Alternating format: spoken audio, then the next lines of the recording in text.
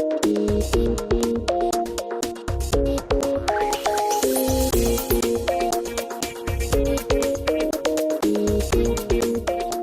back to Market. In this digital age, many talk about the implications of digital technology. However, very little was actually known about the practices and habits of Trinidad and Tobago nationals on the internet. That is until now. Lawrence Arjoon sat with CEO of Caribbean Ideas, Chike Farrell, to discuss the launch of the first ever Digital Habits and Practices of Young Trinidad and Tobago study. As we'll see, this landmark study can have many applications. We always knew that Trinbagonians spent much of their time on the internet. However, we've always had to rely on foreign studies and statistics to support our claims. That is, until now. The Digital Habits and Practices of Young Trinidad and Tobago study, launched recently by Caribbean Ideas, promises to change how we view the digital landscape. Caribbean Ideas boasts of being a market-leading digital business solutions company. So, as CI CEO Chike Farrell explains, creating this pioneer study was right down their alley. We're always getting asked questions like, well, how many people are using Twitter? Should I care about Twitter? Should I move from Facebook to this other platform? We're getting asked a lot of questions about digital, and that data and that information just really hasn't been available. So, what is sort of a little bit of our modus operandi, we decided let's just go do it. So, we commissioned this study working with two great research partners. We aren't a research firm, so we brought on board Sakoda Serve, who does a lot of data analysis and data collection work, as well as a company called Lucent Research that's also, very experienced in the field of market research. And we had them go execute this study for us. There were 2,073 people who were surveyed.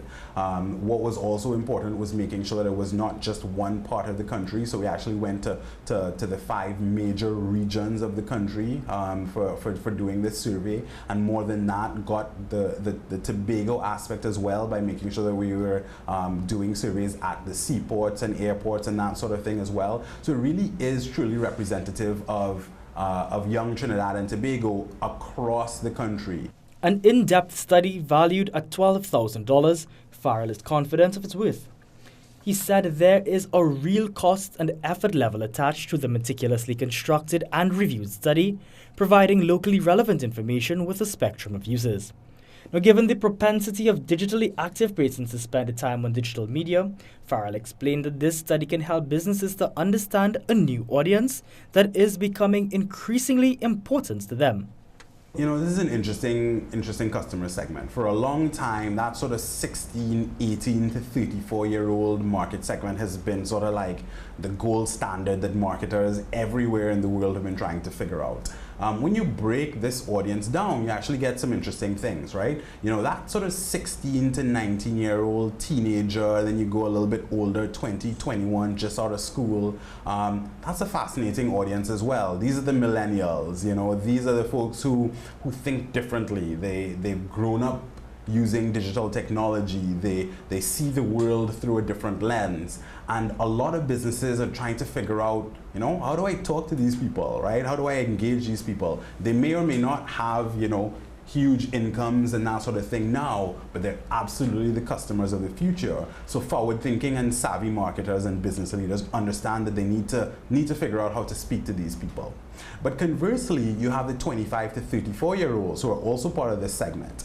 And these are folks who are now progressing. They're progressing in their careers. They're starting to reach lower middle management roles. Some of them are becoming executives and junior executives, and their purchasing power is on the rise, right? And these are absolutely the future customers, but also the now customers for a lot of businesses.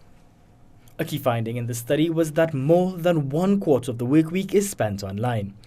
With so much time being taken by digital media, how now can businesses capture an audience whose attention is so dispersed?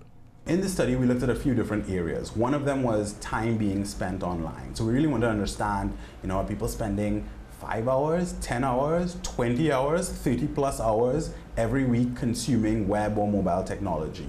And some of the results are really interesting. For example, while 39% of those surveyed said that they spend between 0 and 5 hours per week consuming digital technology. Well, I got really interested when I looked at what some of the larger numbers were, right?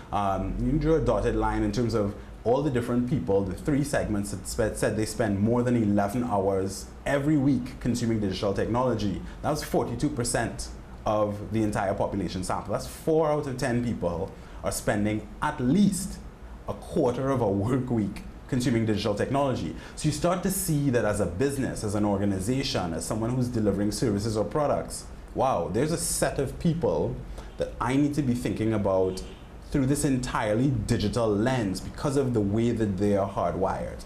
An added bonus is the breakdown of results that can be requested for an additional cost. Differences among the various age groups can also be compared with the statistics provided in the core study. The local business sector is changing, and the local marketplace is quickly moving online. Another area is commerce. We actually have a section within this survey that focuses on online financial habits. We also have another section that's focused on mobile. So if you think about this from a business or an organization standpoint, we're all seeing all of these courier companies and all these shipping companies, people buying stuff on Amazon, and we're now starting to try to understand, well, is there a real opportunity here for me?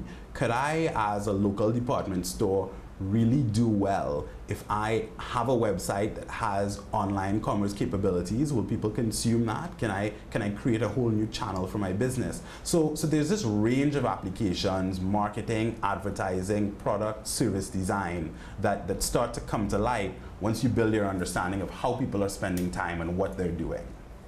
The time has come for leaders in the digital conversation to emerge. For businesses, the media, or even government services, controlling how digital tools and the information in this study are used promises to transfer the ingenuity of Trinidad and Tobago to the online landscape. Understanding how people use digital technology can be used to help shape successive crime fighting and crime prevention plans. You have this digital spectrum. You know that there are a set of people who are really comfortable and oriented around digital technology. They are part of your stakeholder base. So reaching out to them with, say, for example, a digitally based Crime Stoppers program, if you could address questions of security and anonymity, for example, becomes an important tool in your arsenal, right? You don't have to just rely on having someone call in. There are countries around the world where, the police service is very active on social media. Take, the unfortunate case of the Boston bombings. The Boston Police Department was actively using Twitter, for example, to communicate with people about the evolution and the progress of the case. They were part of a real conversation that people were having. Now, concerns have been raised about the negative social impacts of social and digital media.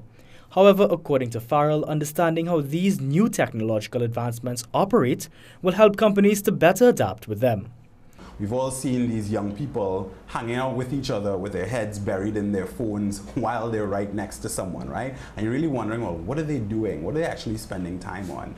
On the one hand, there's a very practical, pragmatic view, which is this is the new reality. You're a business or you're an organization. This is the world that you're living in. What's more important is how do you adapt to it?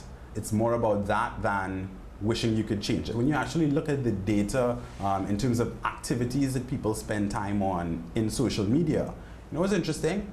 68% of the activities are around sending private messages to friends, right? And then there's another percentage around sending public messages to our friends. There's another percentage around sharing photos and videos. So what becomes interesting is that a lot of this time is actually being spent in terms of interacting and building or extending relationships.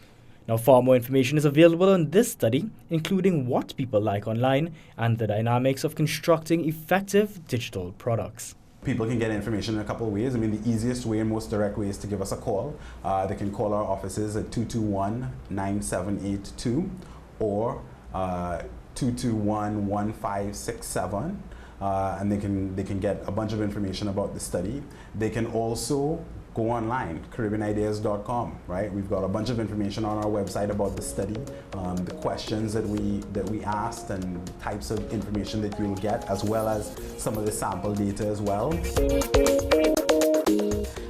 The reason I don't follow the conventional trends is because when I was looking at a lot of the different type of investing and portfolio investment and guidance for small businesses, what I found was, it stopped short. So I decided to start to develop my own techniques and technologies to be able to help the small business owners and the larger businesses as well. One of the things that I do is I try to make finance very, very simple.